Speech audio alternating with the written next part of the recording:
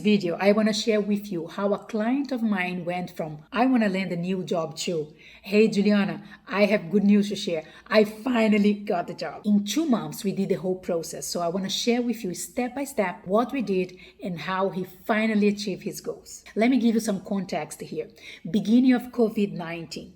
Around March, he contacted me on LinkedIn and said that he is considering to create a plan B to his career. He is an entrepreneur. He has different companies as a co-founder, as a founder, as a collaborator, and some of those companies were related to tourism, which was unfortunately one of the areas that were more affected with the pandemic. So he was not desperate. He was not completely short of money. That was not the case, but he wanted to start building a plan B in case the tourism actually take a long time to recover. And so he was also working in the marketing area. So he wanted to increase his incomes in the marketing area while the tourism was still uncertain. So at the beginning of April, he contacted me. We agreed about the conditions. We spoke deeply about his reality and what we could do together. And middle April, we started working. First learning here for you is plan with anticipation.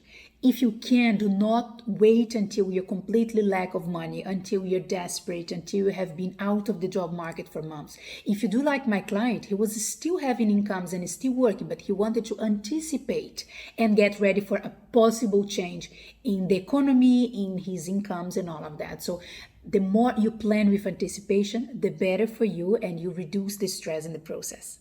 In our first session together, we spoke deeply about his situation at the moment, the real options that he had, how much he was willing to commit, like how many hours per week he wanted to dedicate to the job market, which positions he would target. So we had like an overview about what is the situation now, where do you want to get, and how we are going to do the process in the between. Planning is very important. Define a strategy, because what works for one person might not work for the other person. So there is no one formula fits all. That's bullshit. That doesn't work like that. Every case is different, and the more we adjust, the better.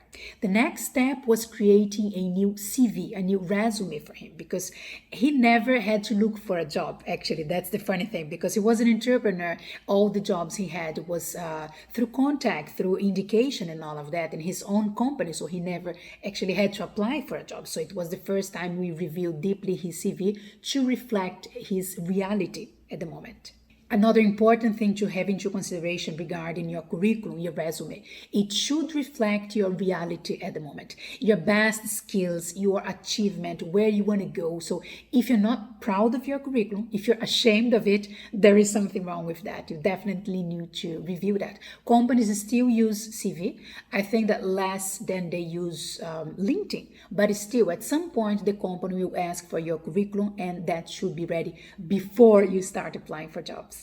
The next step we took was to update, to optimize, to review his LinkedIn profile.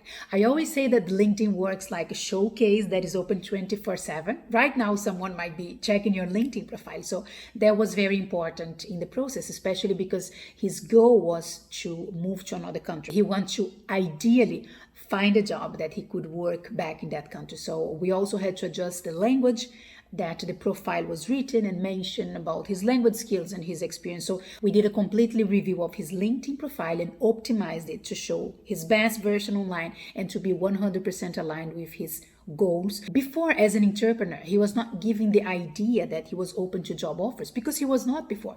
But now the situation changed. We had to find a way to still show his entrepreneur profile, but at the same time show that he was open and available to job offers. So there was work that we had to do. It was not easy, but we finally found a way to do that. A few days after we optimized his LinkedIn profile, guess what happened? Ta-da! He was contacted directly by a company in the country he wanted to work for, and they were inviting him for an interview. So it was like that. He was applying to other job offers, but not specifically to this one, because let me tell you, this job offer was never posted anywhere. You probably have heard already about the hidden job market, right? That exists, and that's exactly what happened here. Some offers, they are not posted, but the owners, the CEOs, the HR people, they are searching for candidates on LinkedIn for jobs that they have, but they don't post the offer, and that's exactly what happened to my client. Since the very contact, the job seemed to fit perfectly with his goals, with his skills, the language he speaks, the country he wanted to go for, the kind of job. So he went for the first interview, which lasted more than 2 hours. It was a super long one. And right after that, they said they liked his profile and probably would like to do a second interview with him. So we did one session to prepare the follow-up after the interview, what he should do from this first interview to guarantee he would get a second interview. We planned that, he used the strategy, and he caused a great impression. So they confirmed they want to do the second interview with him. I want to stress here one thing.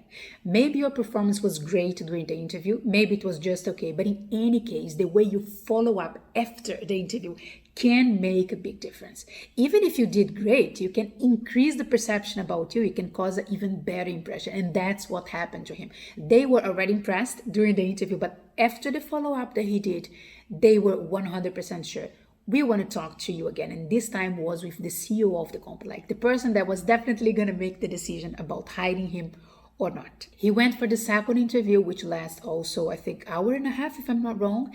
And after that, they wanted to make an offer to him. So they did it, and we did another session to negotiate the conditions. There were some things that he wanted, for example, regarding airplane tickets and small adjustments in the salary that were not brought by the company in the initial offer. So he suggested to have another meeting with them to negotiate the conditions. And we prepared that. So defining which were his non-negotiable conditions, which were the additional ones that he would be happy with, but not mandatory to him. So we also planned this part, and that's very important because once you sign the contract, that's it. You accepted the conditions. So all the negotiations should be done before you sign the contract, but with a lot of, tactic and being careful and being intentional with that, because you didn't get the contract yet, so you might still lose it.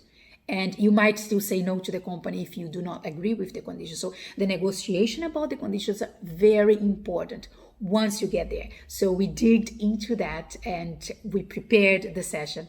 And guess what happened? Last night he sent me a message, super happy to say that they agreed with the conditions he asked for. So the negotiation was successful and he's gonna start the new job in July, beginning of July. So my important comment here is think about the conditions whenever you get the offer and be sincere with you. Check if you're happy with that, check if it fulfills your needs, and also be until which aspect you can be flexible, because maybe you wish to have some things, but you are also okay with not having that. And some things are non-negotiable for you. So define those things. When you go for the final negotiation about the conditions with the company, you know what to ask for and what you can be flexible if you're really aiming to get the job. Every case is different, but some things I would like to highlight in his case is, first of all, he never had to look for a job before. As an entrepreneur, his approach to job and career was totally different. So he basically started from scratch.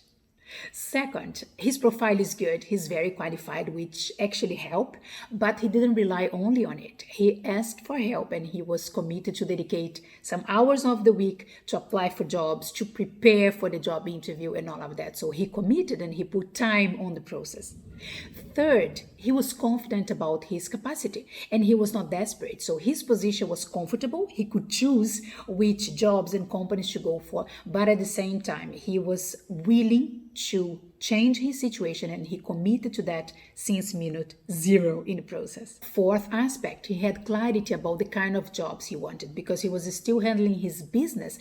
And as the time passed in the pandemic, all the digital marketing clients increased because a lot of companies shift to digital process and digital events and all of that. So actually during our process together, his demands increased on his own company, but he was still decided to land a job in the digital marketing area to combine both things. So he adjusted to the new situation as his work volume increased with his own clients, but he was still committed to land a job. So he did both things and find a way to manage both of them. He had clarity about his non-negotiable aspects of the job.